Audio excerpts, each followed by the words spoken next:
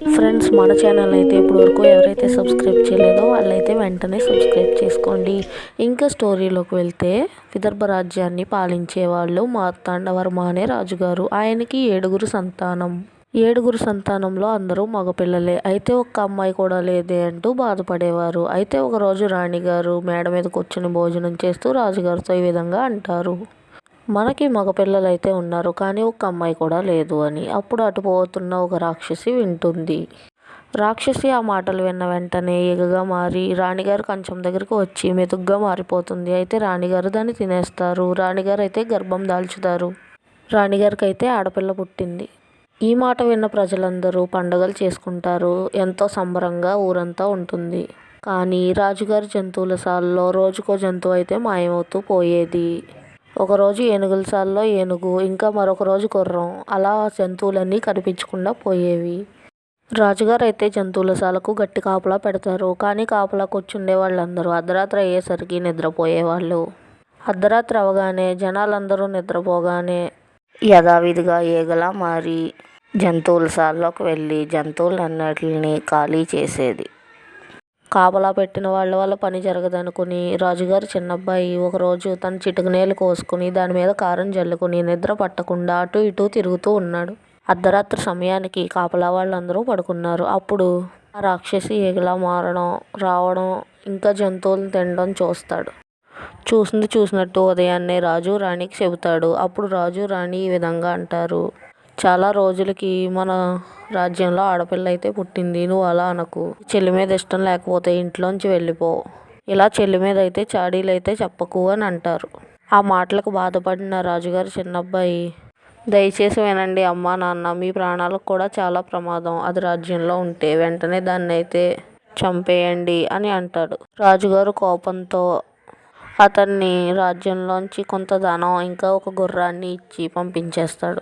అక్కడి నుంచి గుర్రం మీద బయలుదేరిన ఆదిత్యుడు గుర్రాన్ని తీసుకుని ఒక చెరువుని దాటుతాడు. చెరువు దాటగానే రాజభటులు తనని అడ్డుకుంటారు. అప్పుడు ఆదిత్యుడు, నన్ను ఎందుకు ఆపుతున్నారు అని అడగగా, ఈ చెరువు దాటిన వాళ్ళకి రాజుగారి అమ్మాయిన రాజకుమార్తెని దేవసేనని ఇచ్చి పెళ్లి చేస్తారు అని అంటారు. అప్పుడు ఆదిత్యుడు, నేను ఇప్పుడు పెళ్లి చేసుకోలేను, నేను ఇప్పుడు చిన్న పని మీద వెళ్తున్నాను, తర్వాత వచ్చేటప్పుడు చేసుకుంటానని చెప్పి తన వేలికున్న రాజముద్రను ఇస్తాడు. ఆదిత్యుడు మళ్ళీ అలా ముందుకు వెళ్తూ ఉంటాడు. ఆదిత్యుడు అలా ముందుకి అడవిలోకి చాలా దూరం వెళ్ళిపోతాడు. ఒక చెట్టు దగ్గర ఒక పెద్ద పులి గట్టిగా అరుస్తూ కనిపిస్తుంది. ఆ పులి గొంతులో ఒక ఎముక ఇరుక్కుంది. అయితే ఆదిత్యుడు వెంటనే ప్రాణాలకు తెగించి ఆ పులి నోట్లోకి తన మోచేయి వరకు పెట్టి ఆ ఎముకను బయటకు తీసేస్తాడు. అప్పుడు వెంటనే ఆ పులి, నాయనా, నువ్వు నా ప్రాణాలను కాపాడావు, బదులుగా నా 2 పులిపిల్లల్ని నువ్వు తీసుకో అని తన పులిపిల్లల్ని ఇస్తుంది.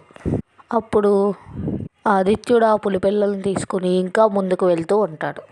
అప్పుడు ఒక చెట్టు కింద విశ్రాంతి తీసుకుందాం అనుకుని ఆదిత్యుడు గుర్రాన్ని చెట్టుకు కట్టి తను చెట్టు కింద అలా పడుకుంటాడు. ఆ చెట్టు మీద ఒక పక్షి కుటుంబం ఉంటుంది.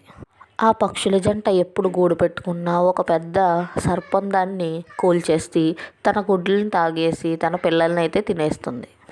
ఈసారి కూడా పక్షులు ఆహారానికి వెళ్ళినప్పుడు ఆ పాము తన పిల్లల్ని తినేద్దామని చెట్టెక్కుతూ ఉంటుంది. అయితే ఆ పామును చూసి భయపడిపోయిన పిల్లలు గట్టిగా అరుస్తూ ఉంటాయి.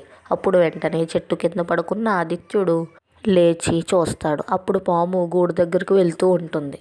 వెంటనే తన దగ్గరున్న కత్తి తీసి ఆ పామునైతే నరికేస్తాడు. పాము తలభాగం తన దగ్గరికి పాక్కుంటూ వచ్చి ఆదిత్యుడినైతే కుట్టేస్తుంది. అప్పుడు ఆదిత్యుడికి వెంటనే విషం ఎక్కి ఒళ్ళంతా నీలంగా మారిపోతుంది. ఈలోపు పక్షుల జంట వచ్చి తన పిల్లలు సురక్షితంగా ఉండడాన్ని గమనించి ఇంకా పక్కనే పడిపోయిన పాము యొక్క శరీరాన్ని చూసి ఒళ్ళంతా విషం ఎక్కిన ఆదిత్యుడిని చూసి ఆదిత్యుడే కాపాడాడని గ్రహించి వెంటనే ఆ పక్షుల జంట సంజీవని తెచ్చి ఆదిత్యుడికి నయం చేస్తుంది. బదులుగా కృతజ్ఞతతో తన పిల్లల్ని కాపాడినందుకు తన 2 పక్షి పిల్లల్ని ఆదిత్యుడికైతే ఇచ్చేస్తుంది. ఆదిత్యుడు ఆ 2 పులి పిల్లల్ని ఇంకా 2 పక్షి పిల్లల్ని జాగ్రత్తగా తన దగ్గరే ఉంచుకుని ఇంకా ముందుకు సాగుతూ ఉన్నాడు. అలా వెళ్ళగా వెళ్ళిన ఆదిత్యుడికి ఒక పెదరాజు పెద్దమ్మ ఇల్లు కనిపిస్తుంది. అప్పుడు వెంటనే అక్కడ ఆగి పేదరాశి పెద్దమ్మని కలుస్తాడు ఆదిత్యుడు.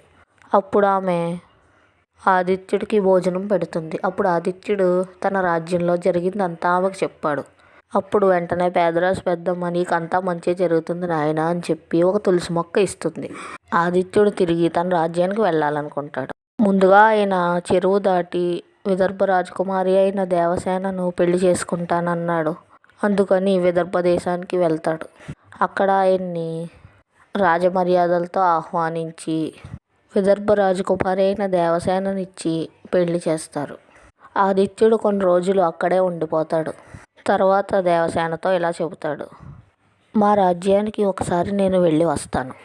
ఈ తులసి మొక్క తీసుకో. ఈ తులసి మొక్క ఎండిపోయిన మరుక్షణమే ఈ పులి పిల్లల్ని ఇంకా ఈ పక్షి పిల్లల్ని వదిలేయి అని చెప్పి ఆదిత్యుడు తన రాజ్యానికి బయలుదేరతాడు. తన రాజ్యానికి వెళ్ళే దారిలో ఇళ్ళన్నీ ఖాళీగా ఉండడం గమనిస్తాడు. ఇల్లు ఉంటాయి కానీ జనాలు ఉండరు. ఊర్లో ఎవ్వరూ ఉండరు.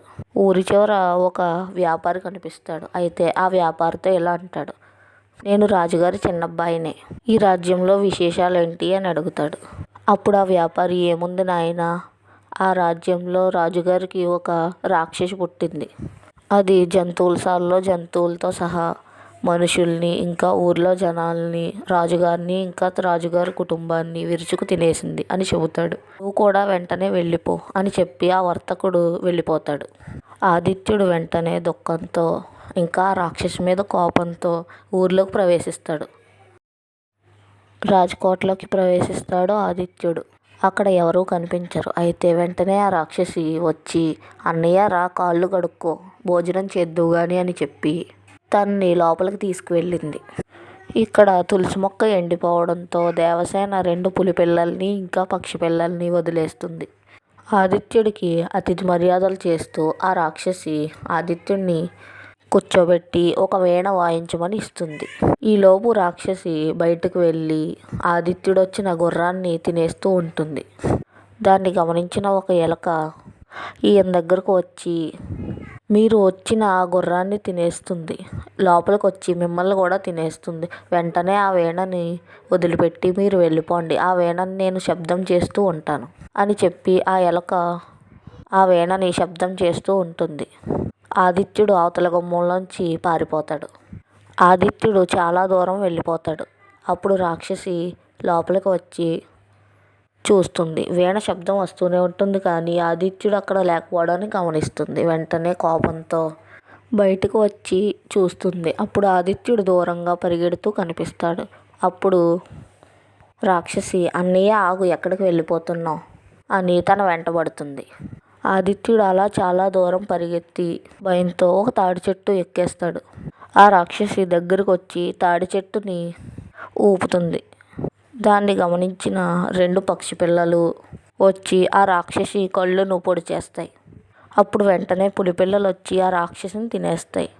అప్పుడు వెంటనే ఆదిత్యుడు తాడి చెట్టు దిగి ఆ పక్షులకి ఇంకా పులి పిల్లలకి కృతజ్ఞతలు చెప్పి తన రాజ్యానికి వెళ్ళిపోతాడు. స్టోరీ నచ్చితే వీడియోకి లైక్ చేయండి ఫ్రెండ్స్, అండ్ మన ఛానల్ని అయితే సబ్స్క్రైబ్ చేసుకోండి.